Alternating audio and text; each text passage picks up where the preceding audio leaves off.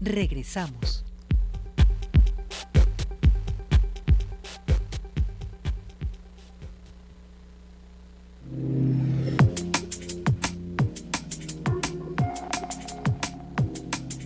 Seguimos en Cosa Pública 2.0 y vamos a la línea telefónica para saludar y agradecer enormemente a Carlos González de la coordinación, de la Comisión de Coordinación del Congreso Nacional Indígena, que nos tome esta llamada. Tenemos mucho interés en conversar con Carlos González acerca de esta iniciativa que fue enviada por el presidente López Obrador como parte de un paquete de 20 reformas, 18 de ellas constitucionales, el pasado 5 de febrero, y es la reforma a lo que se llama Iniciativa para Reforma de los Pueblos Indígenas o Originarios y Afrodescendientes.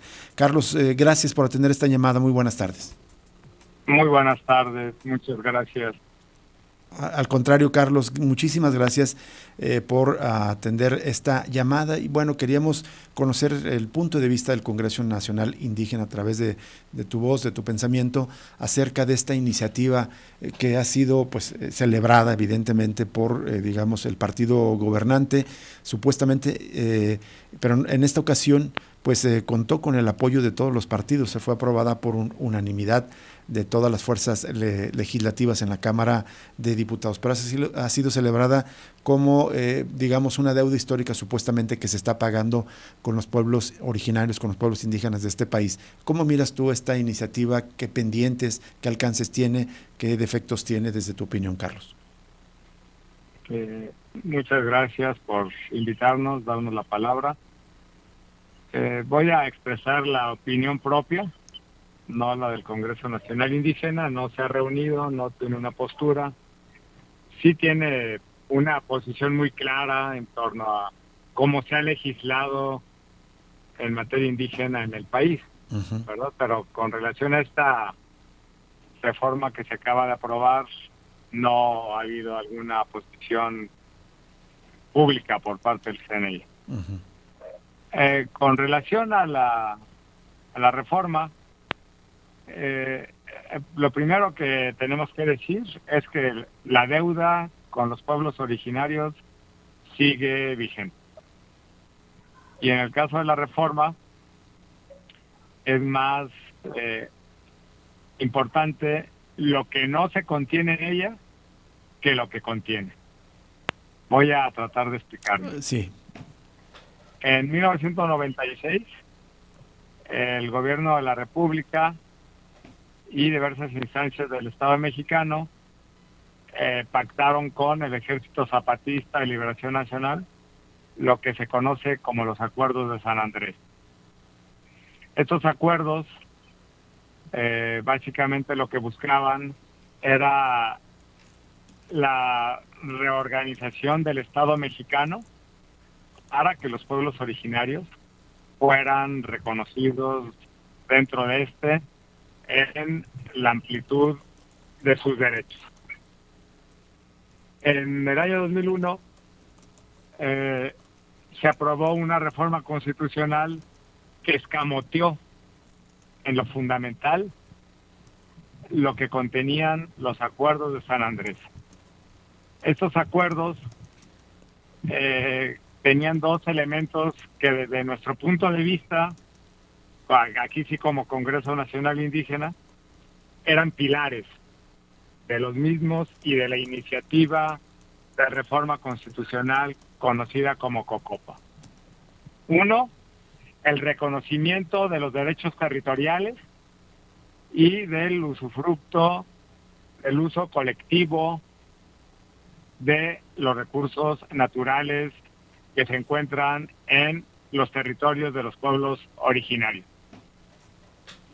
El segundo elemento, el reconocimiento de estos pueblos como sujetos de derecho público, específicamente el reconocimiento de las comunidades indígenas integrantes de estos pueblos como sujetos de derecho públicos con atribuciones de gobierno y capacidades para ejercer presupuesto público.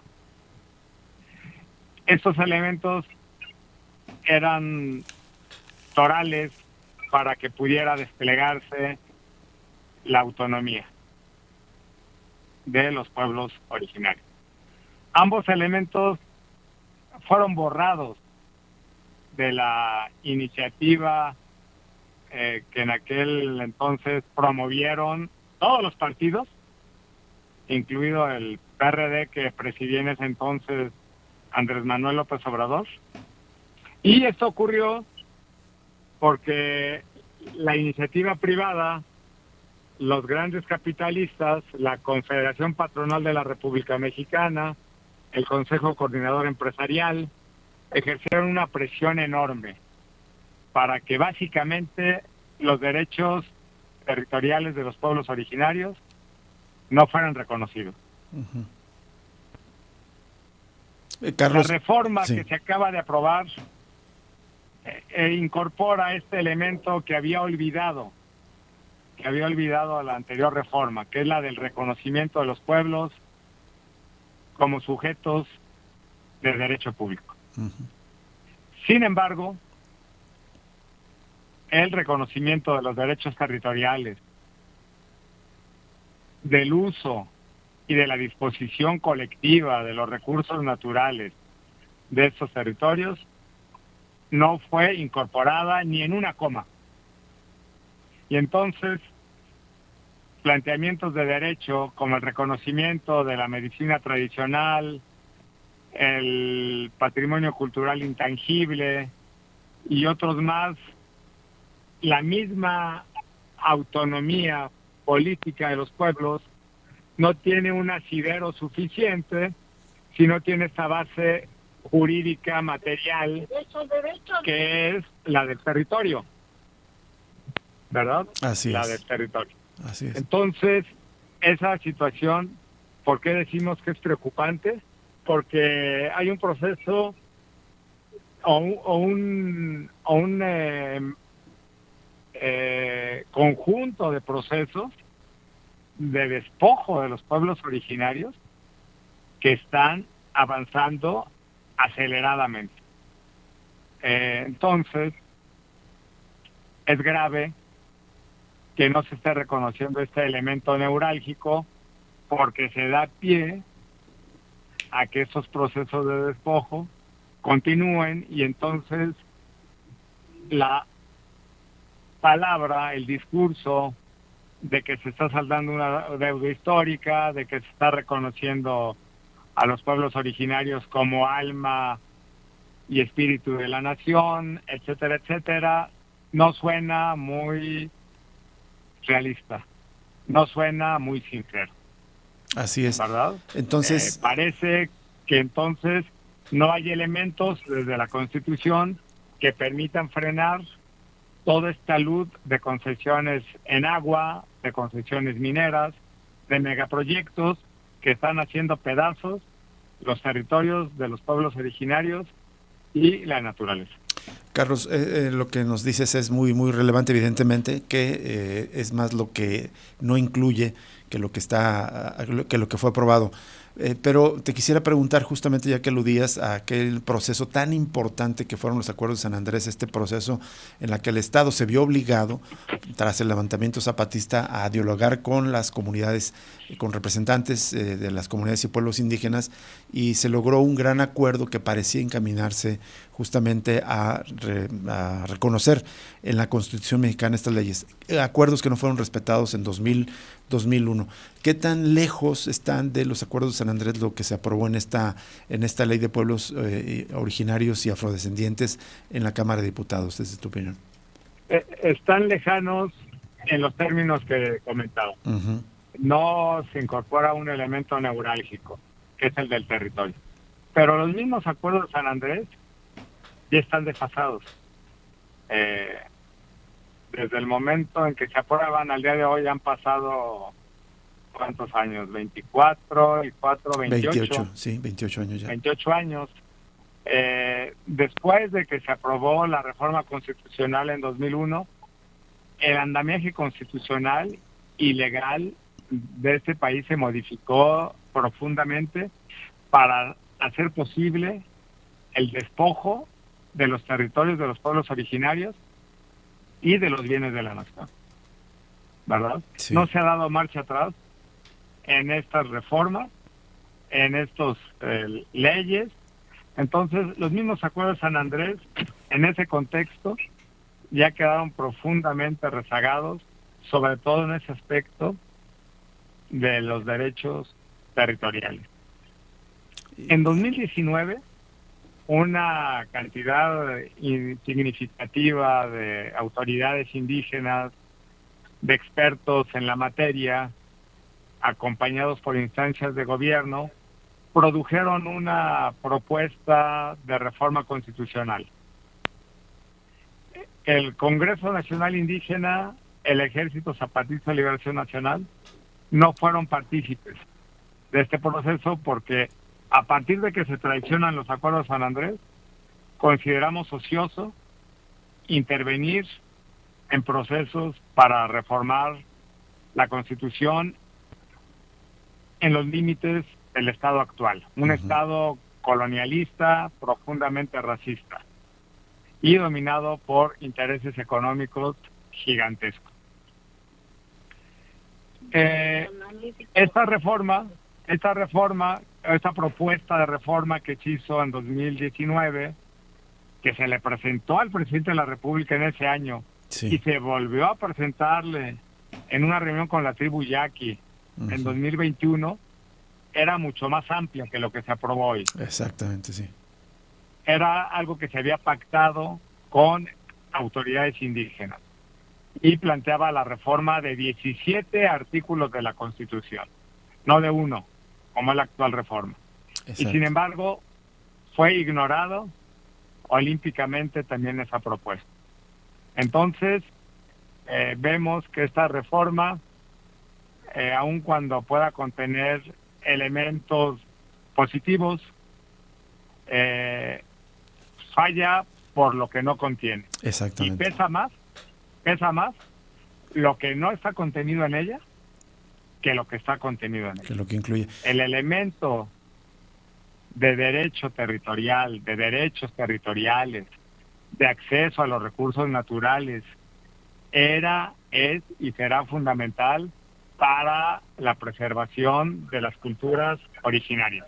Así es. Y para la preservación de la vida en este país y en este planeta. Sin duda. Eso es muy importante lo que nos dices, Carlos. Me gustaría preguntarte, ahondar sobre este tema, justamente cómo se aterrizaría estas demandas de los derechos territoriales, pero te quisiera pedir un favor, si nos esperas un minuto para hacer un corte de estación, para identificación de la estación que estamos obligados, y volvemos con esta entrevista después de un minuto, Carlos. Muy bien. Gracias, volvemos.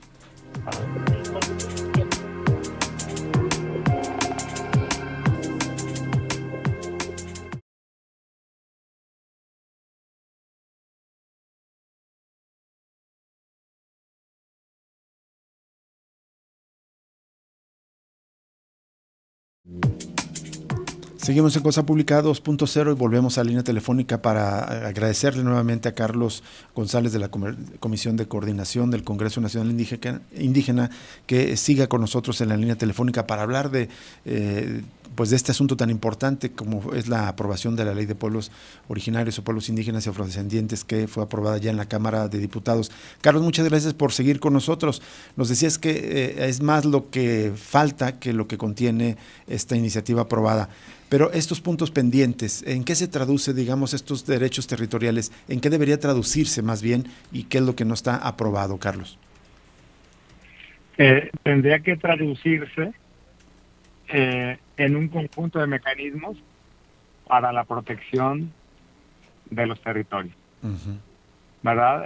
Generar las condiciones jurídicas constitucionales para que se pueda dar marcha atrás a concesiones de agua, a concesiones mineras, para que exista una reforma en materia agraria que otorgue protección a las tierras ejidales y comunales de pueblos originarios, y de manera fundamental que en todo momento los pueblos tengan la capacidad para acceder al uso, a la explotación, al cuidado, a la preservación de los recursos naturales existentes en sus territorios de manera preferente, con reglas claras. Cuando digo de manera preferente me refiero a que deben tener prioridad para acceder a esos recursos sobre empresas e instituciones del Estado. Así es. ¿Verdad? Y entonces me estoy refiriendo ahí de una manera muy significativa a la biodiversidad, al conocimiento vinculado a esta biodiversidad y al territorio, conocimiento tradicional, al subsuelo también, que es parte de sus territorios, y todo lo que está contenido en ellos, el agua, los bosques, y entonces eso permite reconfigurar totalmente la estructura jurídica, que es profundamente desigual hacia los pueblos originarios, una estructura jurídica neoliberal que no se ha modificado. Exacto. Eso hay que decirlo, no se ha modificado, aunque nos digan lo contrario, que el ciclo neoliberal acabó en 2018. Carlos. En esta parte que tiene que ver con lo agrario, con lo territorial, no ha habido cambio alguno. Carlos González, te saluda Jesús Estrada. Creo que justo ahí en ese punto quería hacerte una pregunta también. Digamos, está este tema de esta reforma, pero más amplia también está el tema de la reforma judicial que se aprobó hace un par de semanas. Justo en este contexto de reformas, se esperaría pues que hubiese un avance en el tema del derecho agrario, el tema de la justicia agraria, que es donde pues terminan concretándose lamentablemente muchos casos de despojos. En el marco tanto de la reforma judicial como de esta, ¿se queda, digamos, en la desprotección todavía el tema de los derechos en materia de agrícola y de territorios, de tierras? Agraria, sí. La parte agraria es una, es importante. Los pueblos indígenas, los pueblos originarios afromexicanos, que afortunadamente ya fueron incorporados, eso hay que saludarlo, sí. Tienen derechos sobre sus territorios. Eso va mucho más allá de la perspectiva agrarista, de la perspectiva agraria. Cuando hablamos de la perspectiva agraria, nos estamos refiriendo a la propiedad de las tierras, ¿verdad? Algo que está regulado en el artículo 27 constitucional, y de manera importante la regulación de ejidos y comunidades. Pero cuando hablamos de territorio, hablamos del hábitat de los pueblos que han ocupado tradicionalmente de manera inmemorial, sea ejidal, sea comunal, tenga el régimen de propiedad que tenga, se trata de territorios de los pueblos originarios. Es decir, la perspectiva de los derechos territoriales va mucho más allá de lo agrario, pero evidentemente lo engloba. Entonces, sí se necesita revertir ese proceso que hubo de reformas neoliberales en materia agraria y en materia de aguas en 1992. Son la piedra angular exacto, de las políticas neoliberales junto con en los tratados de libre comercio. Justamente el TEMEC limita profundamente los derechos de los pueblos sobre sus conocimientos tradicionales. Y la Constitución, en esta reforma, los está protegiendo. Entonces aquí tenemos un choque, ¿verdad?, entre una reforma constitucional que declara algo y un tratado de comercio con Estados Unidos y Canadá que está planteado en otros términos. Entonces, aquí es claro que en esta reforma constitucional siguen pesando los intereses económicos transnacionales, en primer lugar, los grandes intereses económicos que hay en este país, e incluso quienes estuvieron intentando que se aprobara la propuesta de reforma constitucional presentada al presidente en 2019 y 2021, hablan de que las fuerzas castrenses también han presionado para que no exista una reforma constitucional en materia indígena de fondo. Grave. También los militares presentes. Carlos, aprovechando la conversación contigo y justo que tocas estos temas, estas reformas al artículo 27 constitucional en el periodo de Carlos Salinas de Gortari, que se concretó en 1992, la ley que se aprobó supuestamente de reconocimiento de los pueblos originarios como sujetos de derecho público, no, digamos, resuelve justo este retraso, y en este sentido quisiera preguntarte, ¿cuál es tu valoración acerca de este gobierno que presume, ya lo mencionabas de pasada hace unos minutos, que presume que ya dejó atrás la era neoliberal? ¿Esto es cierto o cuál es tu opinión? En algunos elementos podemos decir que sí rebasó, superó al neoliberalismo, pero en aspectos medulares no lo hizo. Uh-huh. En las políticas macroeconómicas son de continuidad. La integración económica subordinada a Estados Unidos y Canadá es de continuidad. Las políticas de despojo hacia los pueblos originarios son de continuidad. Y podríamos hablar de otras cuestiones, pero quisiera yo hablar de esos que son como importantes y que tienen que ver con la materia, el espacio en el que yo me muevo, ¿verdad? Uh-huh. Carlos, en ese sentido, por ejemplo, estos megaproyectos que impulsó el presidente, que afirman que llevan progreso, desarrollo, especialmente a las zonas que se consideran más pobres del país, que es el sureste. Hablamos del Tren Maya, hablamos del corredor interoceánico. ¿Cómo las valoras? ¿En qué sentido se pueden interpretar? Los valoro como favorables a los intereses geopolíticos de Estados Unidos y de las grandes empresas transnacionales. Básicamente se trata de proyectos que fueron impulsados por Zedillo, por Fox, por Calderón, por Peña Nieto en su momento, y que no pudieron concretar.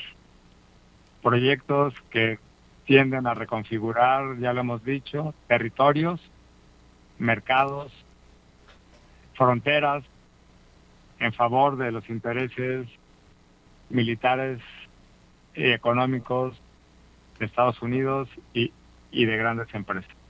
Entonces, si no se ponen límites a la expansión de estos intereses sobre los territorios de los pueblos originarios, que tendría que ser con una reforma constitucional profunda, pues va a seguir dándose este tipo de procesos de despojo tan complejo. Claro.